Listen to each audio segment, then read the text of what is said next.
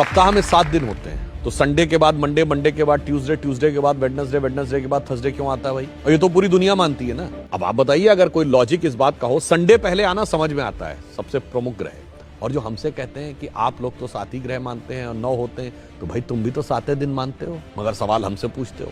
चलिए, अगर सूर्य सबसे बड़ा ग्रह है और साइज के हिसाब से होना चाहिए था, तो उसके बाद दूसरे नंबर का ग्रह बृहस्पति है साइज में, फिर तीसरे नंबर का शनि है, तो संडे के बाद थर्सडे आना चाहिए था, उसके बाद सैटरडे आना चाहिए। यदि सूर्य से डिस्टेंस में देखें तो नियरेस्ट वेडनेसडे है, तो संडे के बाद बुध है, तो संडे के बाद वेडनेसडे आना चाहिए था। परंतु ऐसा क्यों होता है? उसका कारण विशुद्ध भारतीय ज्ञान, जो भारत की वैदिक ज्योतिष है, जिसमें एक चीज होती है होरा। जिन्होंने थोड़ी बहुत एस्ट्रोलॉजी पता होगी उन्हें पता होगा, होरा शब्द जो है इसी से ही ग्रीक में हॉरोस्कोप शब्द जो अंग्रेजी में आया है वो होरा से ही आया है। अब होरा ये होती है कि यदि सूर्य की पहली होरा है तो 24 घंटे के बाद जब 25वां घंटा लगेगा, यानी नेक्स्ट ये जो फर्स्ट होरा होगी वो होगी चंद्रमा की। फिर चंद्रमा के बाद जो नेक्स्ट 25वें घंटे में पहली होरा आएगी वो आएगी मंगल की, मंगल के बाद बुध की। एग्जैक्टली जो वैदिक एस्ट्रोलॉजी के होरा के कैलकुलेशन का जो सीक्वेंस है कि सूर्य, चंद्र, मंगल, बुध, बृहस्पति, शुक्र और शनि, उसी सीक्वेंस में ये हफ्ते के 7 दिन हैं। और ये हम सब ने सुना भी है, ध्यान किसी ने नहीं दिया जब हम पूजा करते हैं अपने घर में। और तो वो नवग्रह शांति का मंत्र सब लोग